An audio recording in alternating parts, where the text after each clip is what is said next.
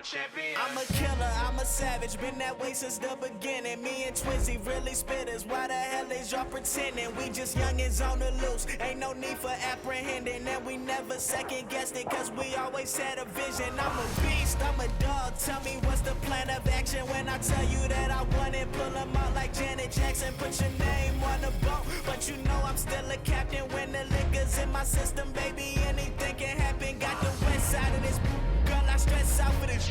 Got that cold blood in my veins like a reptile in this. Gotta make room for my team, don't get exiled in this. Trying to find Mr. Right and get you left out of this shit. Yeah. I've been trying to find my way back home. I've been riding down this road too long. Yeah, mama, I'm coming. I'ma keep running and running. I'm a champion. I'm a champion. I'm a champion. I'm a champion. I'ma keep running and running. I'm a champion.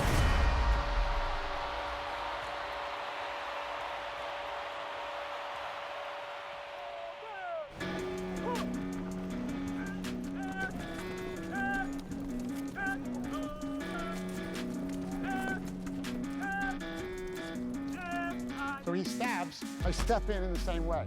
Now my hand slides down, and where are we at?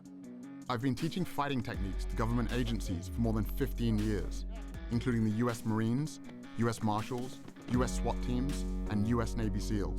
He's gonna stab me. I go here, and then I go here, and then I could go here or here. Nearly all the techniques I teach are banned in the sport of mixed martial arts.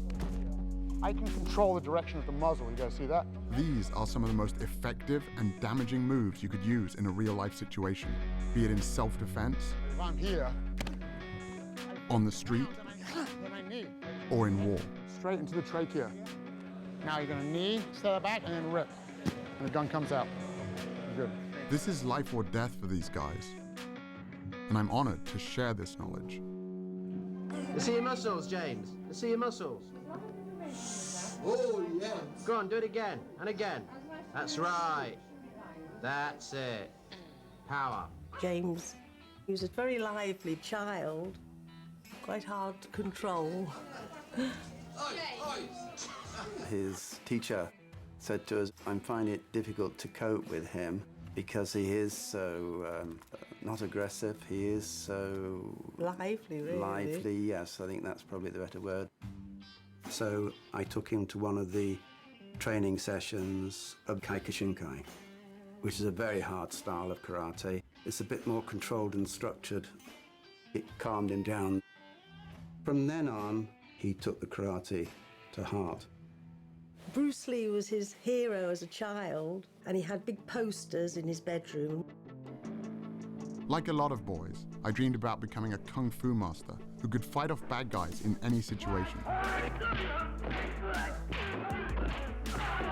But when I was a teenager, I got attacked on the street and beaten up, coming face to face with the reality that all those choreographed karate routines I'd spent years practicing were completely useless.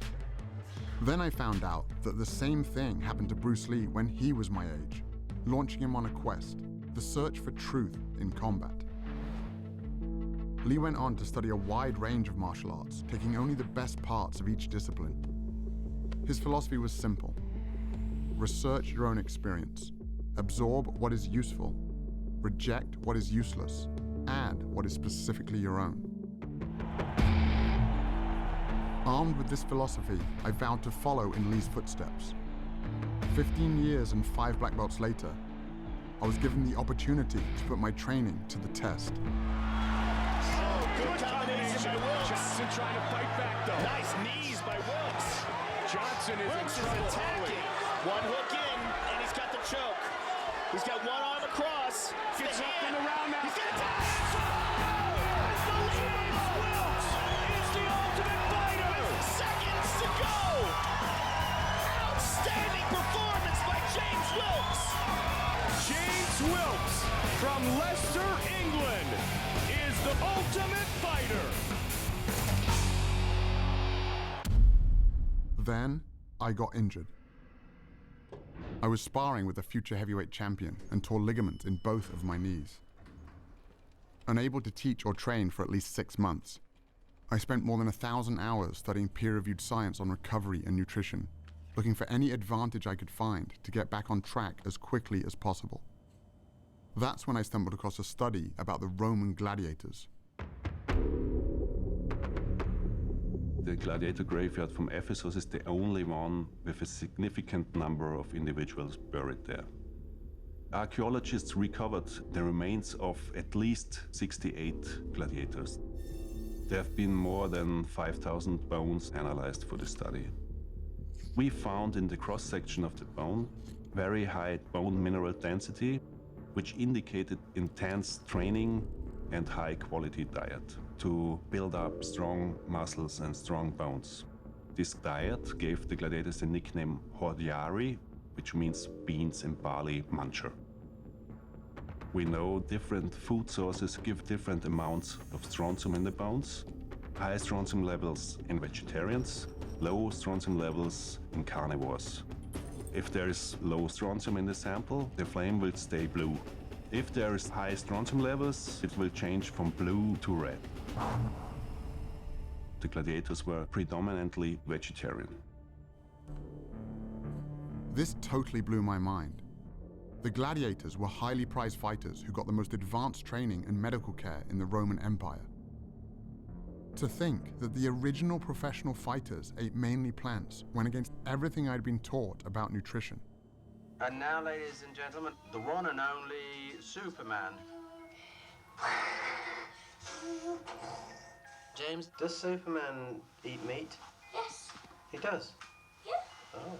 Could you tell us what sort of foods you eat at tea time when you come home? Nearly the same as dinner, but egg and lamb chop. Do you think all the other children should eat those sort of foods? Yes. In order to get strong?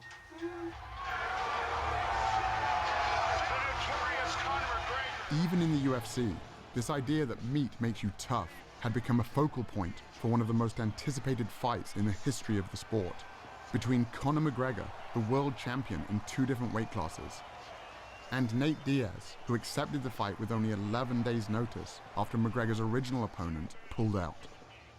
McGregor was a big meat eater. It's steaks every day for me. Steaks for breakfast, steaks for lunch, steaks for brunch, grass-fed, massaged, beef, all day long. Diaz was on a plant-based diet. Eat your vegetables. And McGregor had a field day with it. This man, let's see, can he fight? I'm a lion in there. Your little gazelle friends are gonna be staring through the cage, looking at your carcass getting eaten alive. McGregor was feeding off a stereotype that was pretty much universal. You hit like a vegetarian. I was curious to find out if there were any other elite athletes following a plant-based diet. The first I found was Scott Jurek, one of the greatest ultra-runners of all time. Scott built his career running extreme distances over brutal terrain, conquering the sport's most prestigious races, including the Badwater Ultramarathon, 135 miles through California's Death Valley, with temperatures reaching 130 degrees. I was training for the Western States 100-mile race, which is like the Super Bowl of ultramarathon racing. And that's when I was transitioning to a plant-based diet. I remember doubting myself, even up to a week before the race, like maybe I should have eaten meat. But I led that race from start to finish and won it for 7 years in a row. And there was no question that the plant-based diet was fueling my victories. When I met Scott, he was gearing up for the greatest challenge of his career. Invite me over. When I'm moving, I'm definitely going to be eating. Having already mastered single-day endurance events, Scott was now trying to become the fastest person ever to run the entire Appalachian Trail, a distance of 2,200 miles. My goal is to break the record. 46 days, 11 hours. Let's go to Maine. 2 marathons a day over technical terrain. Average of 11,000 feet of climbing and 11,000 feet of descent every day, back to back to back to back. It's completely beyond anything I've done before. As Scott hit the trail, I was confused about how his meat-free diet could possibly give him enough energy. So I reached out to Dr. James Loomis, a team physician who was part of 2 championships, a World Series and a Super Bowl. What I found in the locker room was some pretty outdated ideas about nutrition. You would go to a pre-game dinner with the football team and you would see this spread. There would be steak and chicken, very much protein-oriented, because their perception was that the protein is what sustains their energy. But in fact, that's not the case. The actual energy for exercise comes mainly from carbohydrates in the form of glycogen that we store in our muscles. And when we sacrifice those carbohydrate calories for protein calories in our diet, what ends up happening is you will develop really chronic carbohydrate or glycogen depletion. And what does that lead to? Well, it leads to chronic fatigue and loss of stamina. I wanted to know how this whole meat gives you energy thing got started, and traced it back to the 1800s when a famous German chemist hypothesized that muscular energy came from animal protein and that vegetarians were incapable of prolonged exercise. Liebig's beliefs were so widely accepted that they even inspired the USDA's first protein recommendations. By the time science proved his theory false with the discovery that hardworking muscles run primarily on the carbohydrates found in plants, it was too late. People all around the world had already bought into Liebig's ideas about meat and energy. But not everyone was convinced. As early as 1908, plant-based athletes were starting to claim their first Olympic golds. Are you still sticking to your vegetarian diet, Mary? Very rigidly, yes. And do you find that's a benefit to you, do you? Greatly, or I wouldn't do it. Winning the gold medal. Lewis gets it, and it's a new world record as well. I changed my diet to a vegan diet, and I set all of my personal bests at 30 years old. The oldest man ever to win a world or Olympic medal. And there were current Olympians too. Morgan Mitchell is the two-time Australian 400-meter champion. Here comes Morgan Mitchell. Champion, this is very, very fast. It's tough, the 400, I won't lie. The first 200 is pure speed, and then the last 200, it shows who's got that speed endurance training in their legs. And obviously the last 50, you've just got to pray because lactic is hitting hard. You need to be able to hold that endurance. She also represented Australia at the 2016 Summer Olympics. A lot of people had doubted me when I first became vegan, but my energy levels increased incredibly. And my iron, my B12, everything that people said would become deficient were amazing. I thought, I'm going to make sure I'm beating them all on the track. I mean, we're all friends, but it was pretty cool to finish my Australian domestic season undefeated. And to win the Nationals was obviously that little cherry on top. Morgan Mitchell, she's tearing away from the field. There was also Dotsie Bausch, an 8-time USA national cycling champion and 2-time Pan American gold medalist. My event in track cycling requires a massive amount of explosive power. Let's go, ladies. Go, go, go. First of all, we have to get off the line, and we're starting from a dead start with one gear. We have to be able to move that mass, that weight, off the line and get it up to speed within 3/4 of the length of the track. My training regimen involved 6 days a week, climbing mountains up and down for at least 4 and 5 hours a day, hard track sessions, and then big gym sessions. I grew up in Kentucky, so that's the land of casseroles and barbecue and meat. So when I transitioned over to an entirely plant-based diet, I wasn't sure if I was gonna survive. And I actually became like a machine. I got up from being able to move about 300 pounds on the inverted leg sled to moving 585 pounds, 60 reps, times 5 sets. To move that kind of weight, you need more than just energy. You also need strength. In other words, protein. I just couldn't believe that Dotsie, or anyone for that matter, could get enough protein eating only plants. I think one of the biggest misconceptions in sports nutrition is that we have to have animal protein, and in particular meat, to get big and strong and perform at a high level. That's just clearly not true. All that protein that you get when you eat a steak or a hamburger, where did it come from? It came from the plants that the cow ate. I was surprised to learn that all protein originates in plants. Cows, pigs, and chickens, it turns out, are just the middlemen. In fact, the largest study to compare the nutrient intake of meat eaters with plant eaters showed that the average plant eater not only gets enough protein, but 70% more than they need. Even meat eaters like me get roughly half of their protein from plants. But athletes need more protein than most people do. So I crunched the numbers from the study and realized that based on the amount of calories I was eating, I'd still be getting more than enough protein to build and maintain muscle. For example, 1 cup of cooked lentils or a peanut butter sandwich has about as much protein as 3 ounces of beef or 3 large eggs. But what about the quality of the protein? I'd always heard that plant-based protein was inferior. Proteins are strings of amino acids, and there are some amino acids our bodies can't make. Those are the essential amino acids. So we have to get them from food. And one of the arguments about animal-based proteins being superior is that plant-based proteins aren't complete, so you're not going to get all the amino acids, and that's a fallacy as well. Again, I was surprised to discover that every single plant contains all the essential amino acids in varying proportions. And when it comes to gaining strength and muscle mass, research comparing plant and animal protein has shown that as long as the proper amount of amino acids are consumed, the source is irrelevant. This all sounded great in theory, but all the athletes I'd met so far were pretty lean. If getting lots of protein without animal foods really wasn't an issue, where were all the big guys?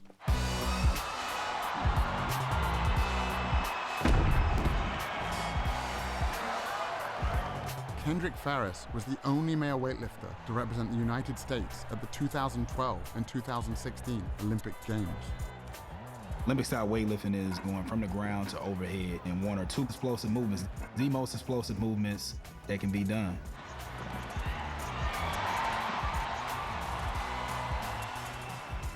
When I made the switch to a plant-based diet, people, they were like, I don't know how you're gonna lift that much weight, and you're not gonna be eating anything, you're just gonna eat grass, like how are you gonna be strong? I qualified for my 3rd Olympic team, you know what I'm saying? I broke 2 American records. I won the Pan Am Games. I was like, man, like I think I should have done this a long while ago. Like, why didn't I research this before? And Kendrick wasn't alone. 5,000 miles away, I found another strength athlete named Patrick Baboumian.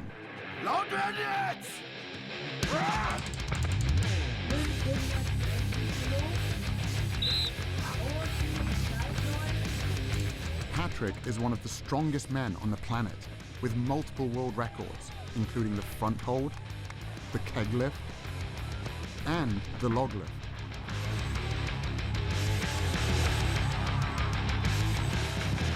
How could one of the world's strongest men be so powerful, eating only plants? No meat, no milk, no eggs. Most of the training I do at home because it's just more practical. Someone asked me, how could you get as strong as an ox without eating any meat? And my answer was, have you ever seen an ox eating meat? I stopped eating meat in 2005. Up to that time, I was 105 kilo. And now I'm 130 kilos. Also at the same time, I set like 4 world records. So when I stopped eating meat, I got stronger and bigger. Okay, so I just go under here. Okay, yeah. Really take care of, your back should really be straight. Get up. At 700 pounds, I could not move the yoke at all. It felt like it was bolted to the ground.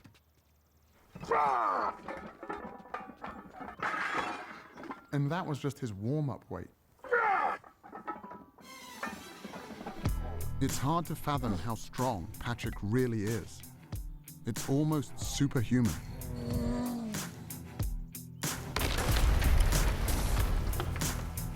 When I met Patrick, he was training to break the world record for the heaviest weight ever carried by a human being. To break that record, Patrick would have to carry 1,224 pounds. That's the weight of a horse, a distance of 33 feet. The thing with the yoke is, if you really, really go insane with the weight, when you do a step and all the weight is on one leg, it sometimes feels like your bones could just break. It's probably one of the most terrifying things that we do at strongman events.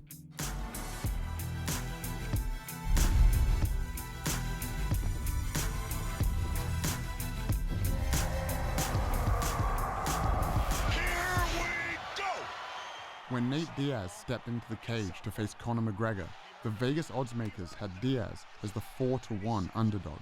He caught him again with a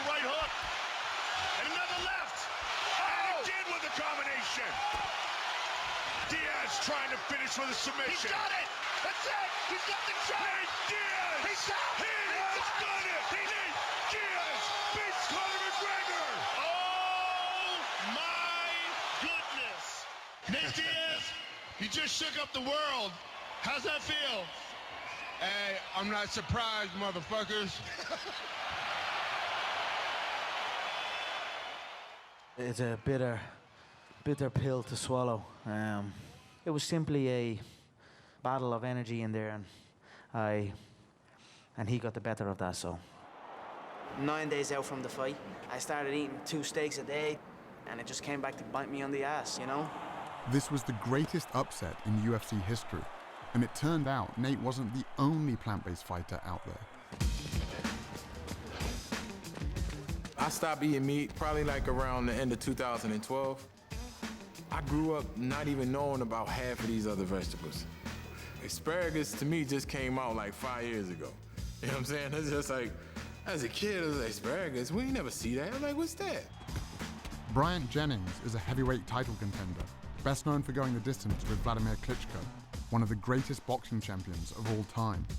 My early years growing up in Philly, the only thing we knew was spinach in a can, collard greens, and Popeyes, KFC, everybody frying chicken. Most people say, oh, where did you get your protein? As if everybody that's in KFC is looking at the back of a bucket, like, yeah, how much protein is, y'all don't know. So y'all really don't know what y'all eating. I'd never really thought about it like that before. What else was in the food I was eating? An experiment to help answer that question was being conducted by Dr. Robert Vogel, co-chair of the NFL's subcommittee on cardiovascular health. What you eat immediately before an athletic endeavor really can have major impact on how you perform. There's a direct correlation between a meal and endothelial function. The endothelium is the lining of blood vessels. It regulates blood flow throughout the body. It knows that a particular muscle group or organ needs more blood flow, and it dilates, it opens up. When the endothelium is impaired, it cannot open up. It cannot allow blood flow to increase as much, and therefore impairs athletic performance.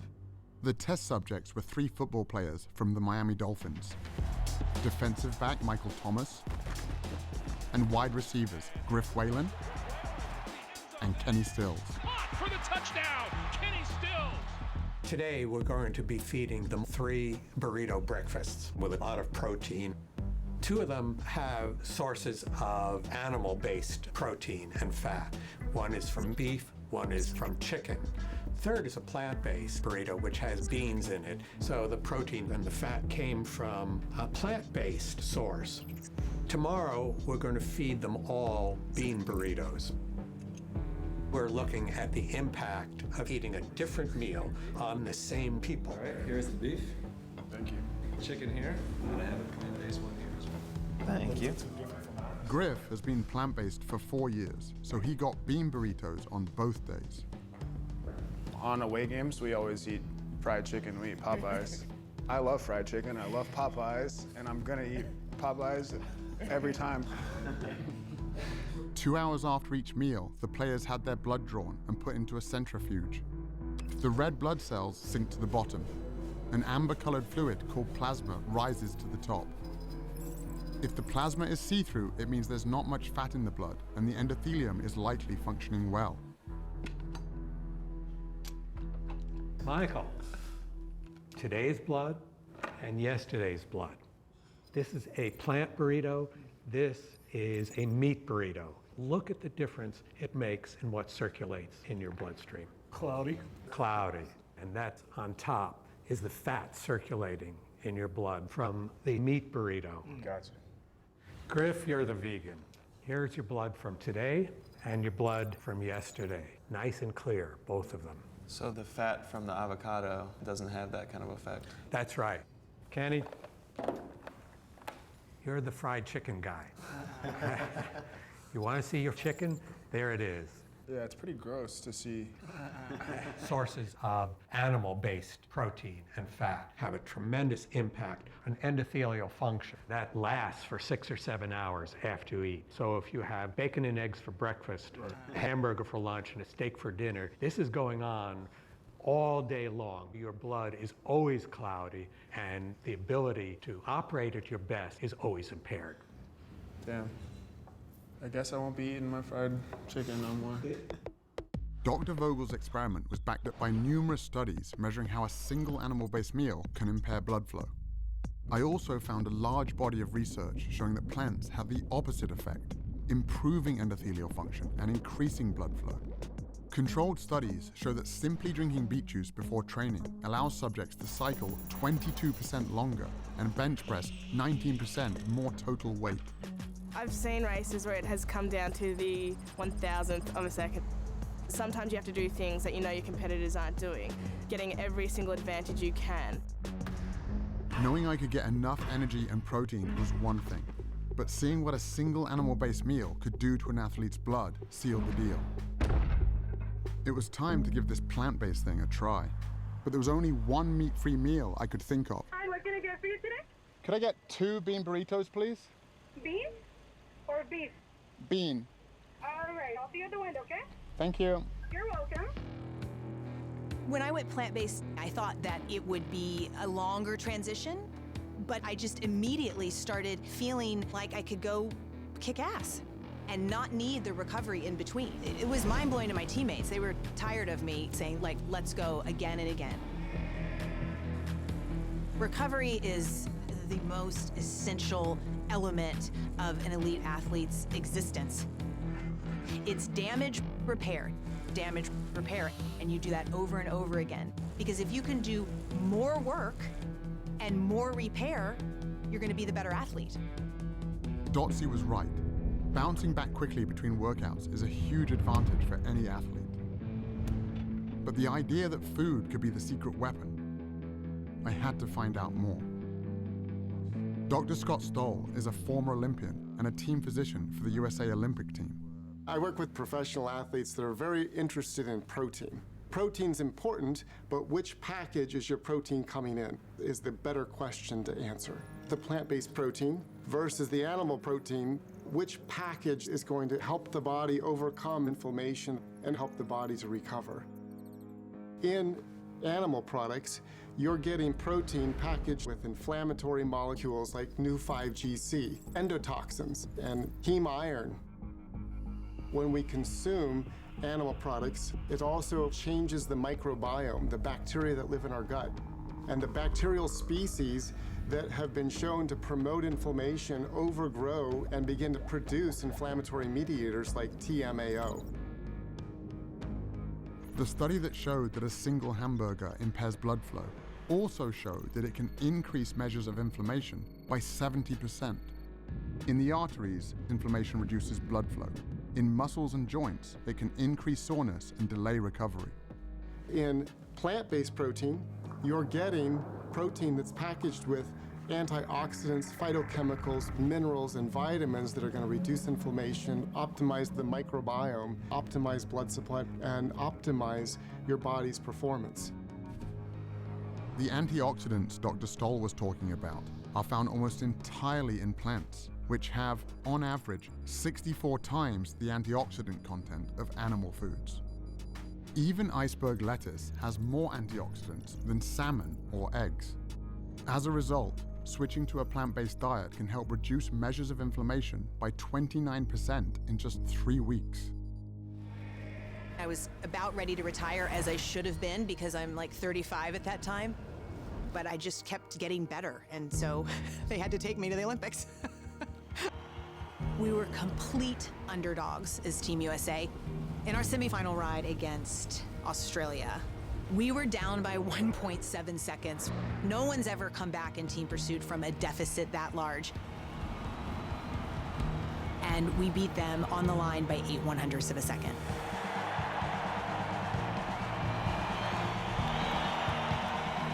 I was 39 and a half years old when I stood on the Olympic podium. I'm still the oldest person, male or female, to even go to the Olympic Games in my event. My diet was the most powerful aspect to me being able to perform and produce for the U.S. team at the Olympic Games.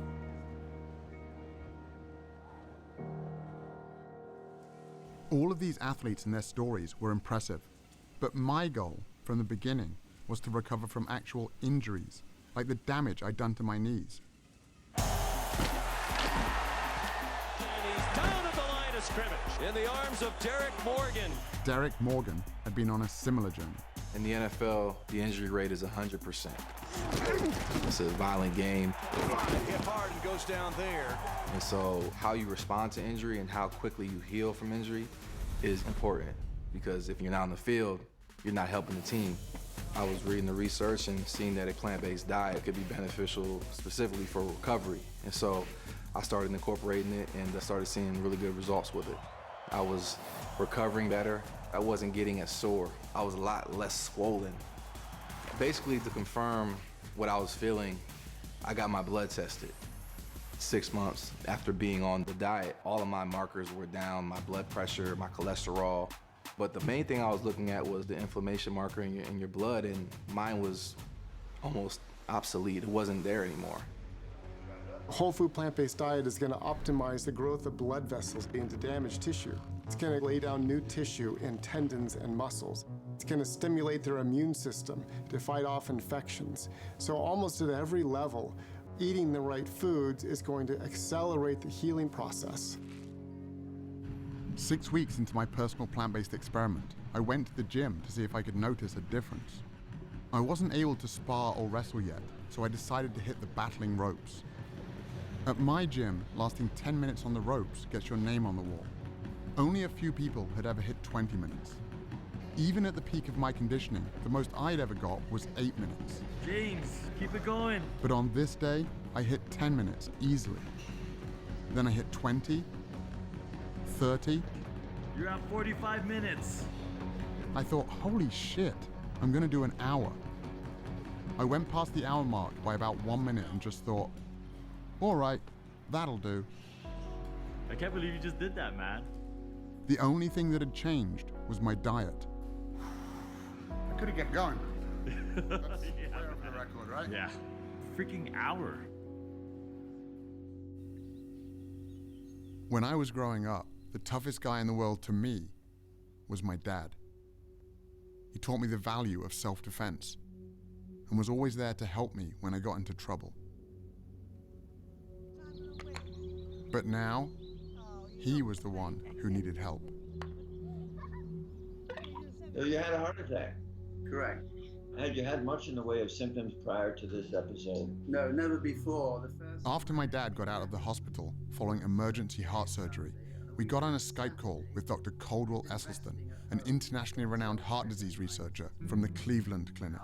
Always been, I think, very fit. So somewhat of a surprise. Well, no, not a surprise. In all of Western civilization, there is nothing more common than coronary artery heart disease. And that is because of the foods that most people eat every day. Do you happen to recall into which of your arteries did they place the stent? Was it into the left anterior descending or the right? After seeing how much a single animal-based meal can affect healthy young athletes, I couldn't help but wonder what a lifetime of these foods might have done to my father's heart. In all of our studies, we found the same thing. These same biological mechanisms that affect performance also affect our health. Chronic inflammation, oxidative stress, and endothelial function. When you eat animal products, you start to form plaques in the coronary arteries. Plaque formation in the arteries doesn't just limit the function of the arteries, it can also block the blood flow. And that's when the heart starts to have some real problems keeping up with the demands of the body. In terms of heart disease, oftentimes there's confusion. People think that, well, I don't eat red meat, so I'm okay. We know that it's more complicated than that. It's not just red meat. It's not just the fat. For nearly 50 years, we were told that the primary cause of heart disease was saturated fat and cholesterol, and that leaner meats, lower fat dairy products, and egg whites were the solution.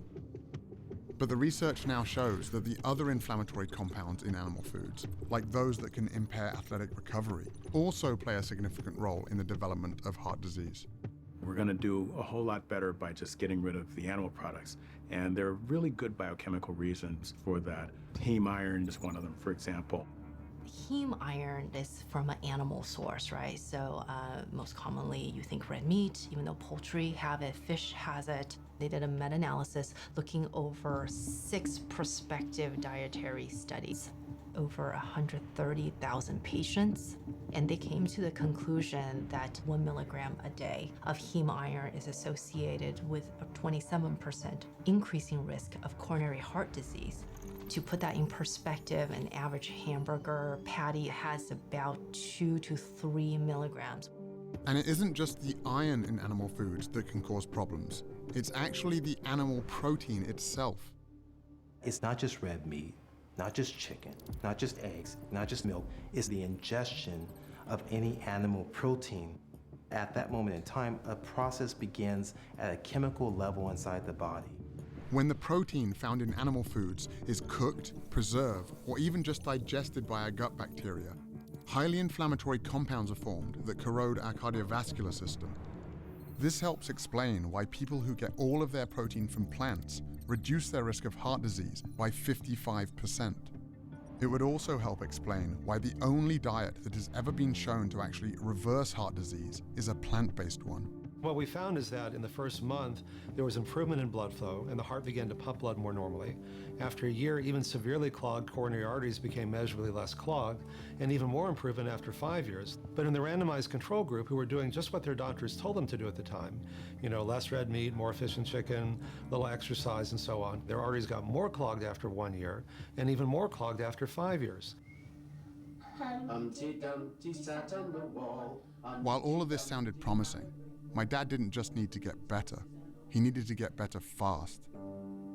The stents in his heart were only a temporary solution. He could have another heart attack at any moment. I found some hope at a firehouse in Brooklyn, where Dr. Esselstyn's son Rip, a former firefighter and professional triathlete, was launching some of New York's bravest on a powerful new program. What's the #1 killer of firefighters in the line of duty? Heart attacks. 67% of firefighters who perish from the line of duty die of heart attacks. So this right here, that is what we call a healthy artery. The blood can flow through this huge opening here, and this is what happens after decades on the meat and dairy diet. Okay? If you guys have been eating this way, I want you to take the 7-day rescue challenge. We bought you guys plant-based groceries. I want you to give yourselves the chance to see what your internal biochemistry does in just 7 days. My cholesterol's elevated, my LDLs are always very high. The same job that I was doing like 10 years ago without an effort, without taking an effort. Despite working out all week, playing sports, my cholesterol's high and growing by about 10, 15 points every year for the last 5 or 6 years. I realized a couple salads a week, it doesn't really cut it. I got 2 kids, so hopefully I'll feel better, have more energy, and add some years to my life. I went to see if I could get my dad to make these same changes to his diet as soon as possible. Well, what are you suggesting? Well, let's do the shopping. Tomatoes, cucumber, we have hummus dips, But my dad can be a little stubborn, soya yogurt, and that's about it, I think. so I wasn't feeling that hopeful. We'll just drink tea. I come from a town called Melton Mowbray, known in England as the rural capital of food. It's the home of Stilton cheese and the world-famous Melton Mowbray pork pie. The pace of change here is very slow. And my dad, like most of us, is a product of where he grew up. I just couldn't imagine someone as set in his ways as my father making such a big switch. On the top there, worth another 20 quid. He was 50 quid a lot. Until I got home and went back to the gym. You push me. Oh, here. I've spent years working out with Lucius Smith, He was a cornerback in the NFL, has a black belt in jiu-jitsu, and was my strength and conditioning coach. That's it. More arms, more arms. I told Lou about the research I'd been doing and what happened to my dad. And he'd never mentioned this before, and he said, I've been on a plant-based diet for almost 10 years. Lou is 60 years old, not far off my father's age. Most guys my age can keep up with the grandchildren. My grandchildren can't keep up with me. When I went from an animal-based diet to a plant-based diet, my blood pressure went down to like 110/70. My heart rate, sometimes it's been under 50, like 48, 47. I'm more focused, I'm more relaxed, and I noticed that I have a lot more energy because of the plant-based diet. Come on, man, come on. People in their 20s, they come in here. We do a workout.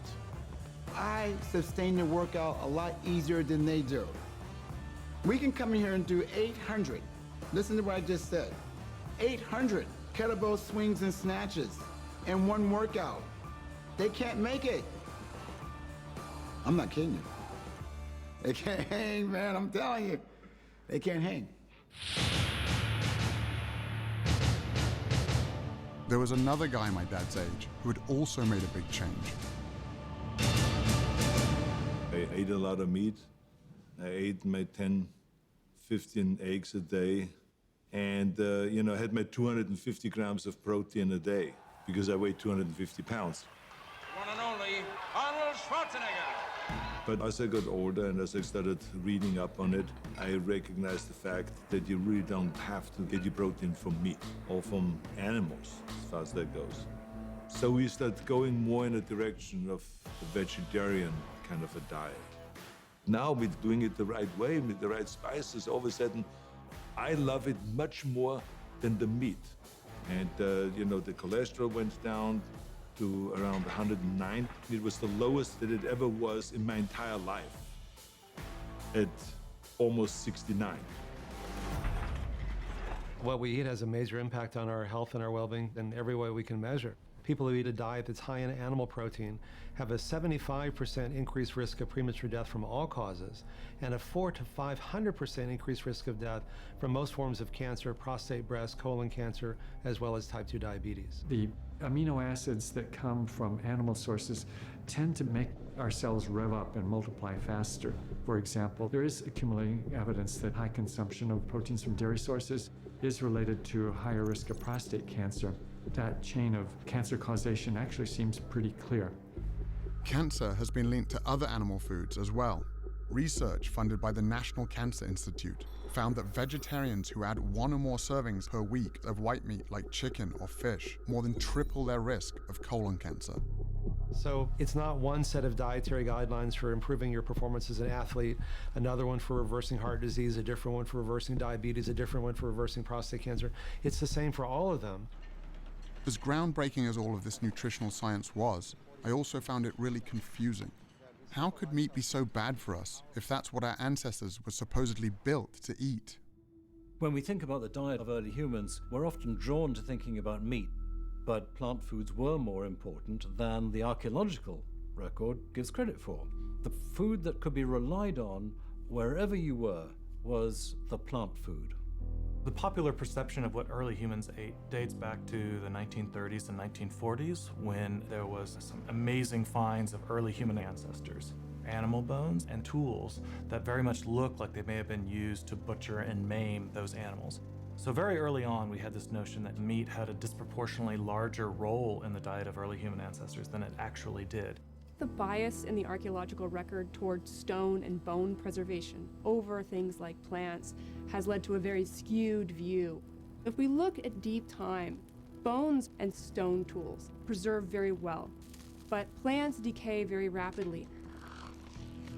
What's exciting, though, is in the last decade, we've started to realize microscopic fossils of plants do preserve quite well. And so we're revisiting some of these earlier Paleolithic sites and finding abundant evidence of plants. Advanced technologies, like those used to analyze the gladiator bones, have allowed scientists to take a closer look at the tools, bones, and teeth of our ancestors, leading to the discovery that early humans ate mostly plants. And the reason for this is actually quite simple. Humans do not have any specialized genetic, anatomical, or physiological adaptations to meat consumption. By contrast, we have many adaptations to plant consumption. We have longer digestive tracts than do carnivores, and this allows humans to digest plants and fibers that require longer processing time.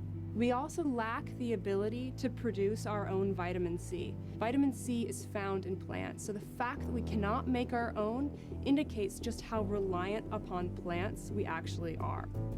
This is why we have trichromatic vision. This is very different from carnivores, which have dichromatic vision. We can see more colors, and this is very important, especially if you need to find fresh, ripe fruit. We have a brain that just is desperate for glucose. It's such a fussy organ. That's the only thing it really takes in for energy. Well, meat's not a very good source of glucose. To have a big brain like this, you need to eat something different. And the most efficient way to get glucose is to eat carbohydrates. But what about our teeth? Aren't they proof that we're built to eat meat?